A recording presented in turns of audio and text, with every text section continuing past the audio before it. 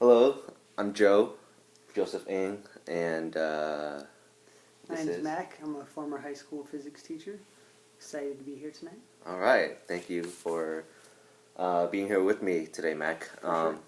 So today we're going to actually talk about the Premack Principle, Okay. established by David Premack around 1965.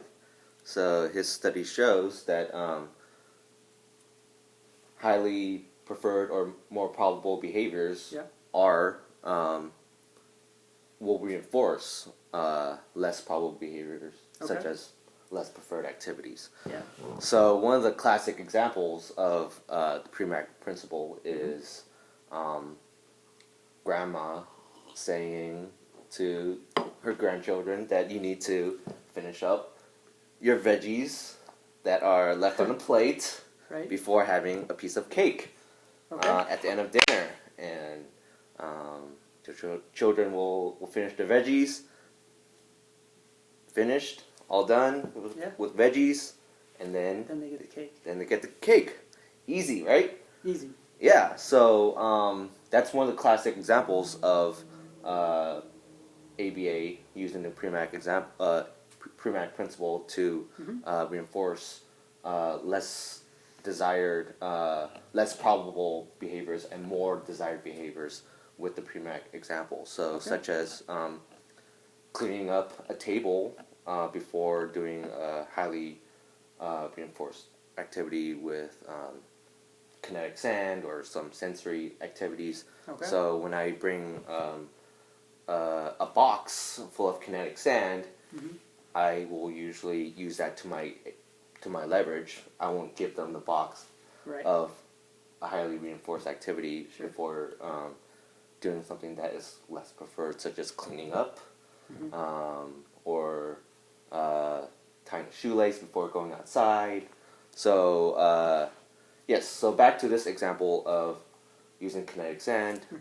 I'll have the child, okay, first let's clean up the table. Yep.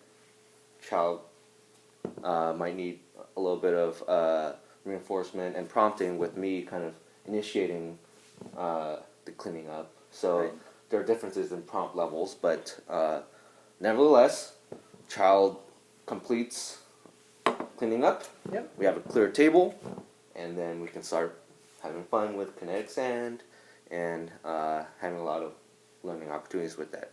So the key is, providing the child or the client the expectations of completing the non-preferred activity or less probable behavior contingent on access or having a tangible activity or item with them to reinforce. So first then is a classic terminology in ABA examples. So so now that you've Mac, now that you've got a little glimpse of the Premack principle, have you implemented or used this strategy in your teaching classrooms? I definitely have.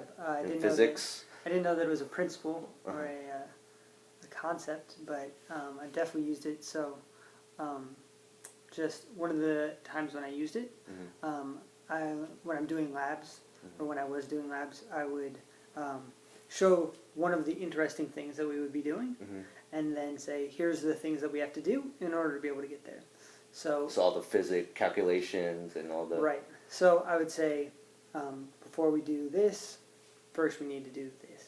Don't you want to do this? And the students would often say, yeah, of course I want to do that. So one example was I had a ballista, and we were going to be doing some calculations that are like fairly heavy calculations. And instead of saying, hey, we're going to get started with the calculations and then show them the thing, instead I have one, and I used it and said, doesn't this look awesome? And they're like, so you used it in front of the classroom without having the students accessing it or using it. You had to have them finish up their calculations, their problem. So it was like, isn't this awesome? They said yes, and then I said, Did you break any windows? I didn't. So I used a little, like the wiffle golf balls. Oh, okay. But I said, isn't this awesome? Okay. And they said, yeah. And then I said, should we shoot it? And then we shot it. And then After they completed. No. Okay. Before. And then I said, but I got to shoot it. Okay. None of them got to shoot it, Okay. right? And then, and so then I said, do you think we could figure out where it's going to go? Okay. And they said, well, I guess we could, like, we're in physics class. Okay. And then I said, well, as soon as you figure out where it's going to go, then you get to shoot it. Okay, wow. So they made their predictions before. So they made the predictions before, and they calculated everything out, and then they get we to went test outside. the results and see if it matches their calculation. Exactly. That's really cool. All right. Well, Mac actually has one of these ballistas that he made himself in high school, and we can show the viewers. Yep. The viewer. That's the one. Yeah. So very cool. All right. Well, thank you for joining us tonight, and we look forward to the next video.